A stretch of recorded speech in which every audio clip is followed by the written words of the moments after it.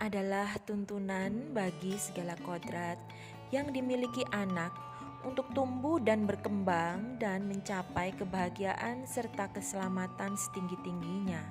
Sedangkan pengajaran adalah upaya memberikan ilmu pengetahuan maupun kecakapan kepada anak untuk mencapai suatu tujuan.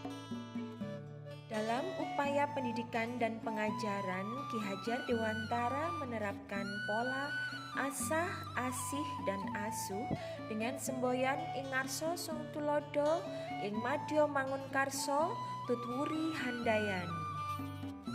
Pendidikan seyogyanya memberikan kemerdekaan kepada anak didik untuk mengembangkan segala potensi yang dimiliki dengan memandang kodrat alam dan kodrat zaman tanpa ada paksaan, tekanan, atau bahkan beban yang dirasakan oleh anak.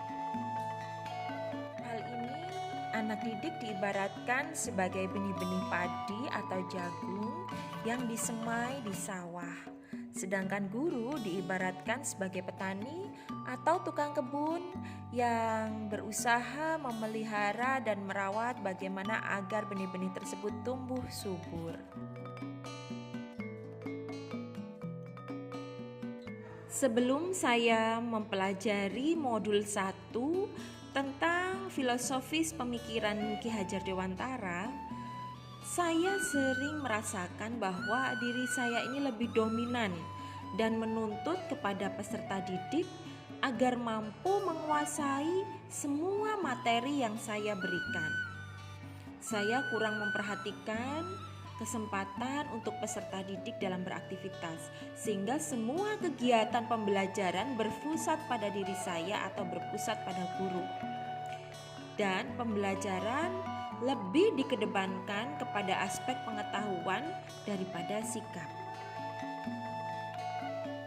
Dahulu saya juga berpikir bahwa jika ada anak yang tidak mengumpulkan tugas, berarti mereka pemalas dan susah diatur.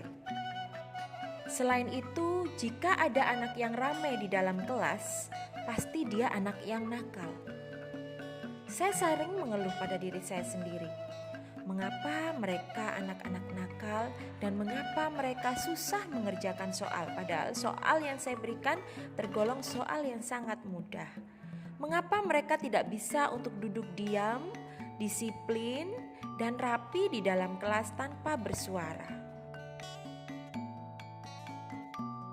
Setelah memahami konsep pemikiran Ki Hajar Dewantara tentang pendidikan, konsep pengajaran saya berubah. Saya mulai menyadari bahwa begitu banyak kekeliruan pada diri saya selama ini. Saya memandang anak sebagai objek dalam pembelajaran di kelas. Harusnya anak dijadikan sebagai subjek pembelajaran. Mereka yang memegang kendali dalam pembelajaran.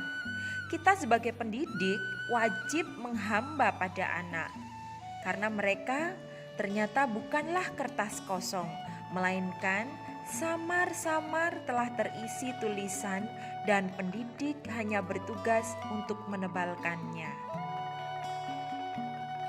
Hal yang bisa segera saya terapkan di kelas saya adalah memberikan kebebasan dalam belajar agar anak didik saya mampu berpikir secara kritis, mandiri, dan memiliki rasa tanggung jawab. Saya akan mengayomi, membimbing, dan mengarahkan mereka serta menggali potensi peserta didik hingga tercapai pembelajaran yang menyenangkan. Juga dapat menggali ide-ide kreatif dengan mengintegrasikan permainan-permainan tradisional dalam kegiatan pembelajaran. Sehingga ketika kita belajar di kelas, maka selipkan dengan permainan atau simulasi agar peserta didik tidak bosan.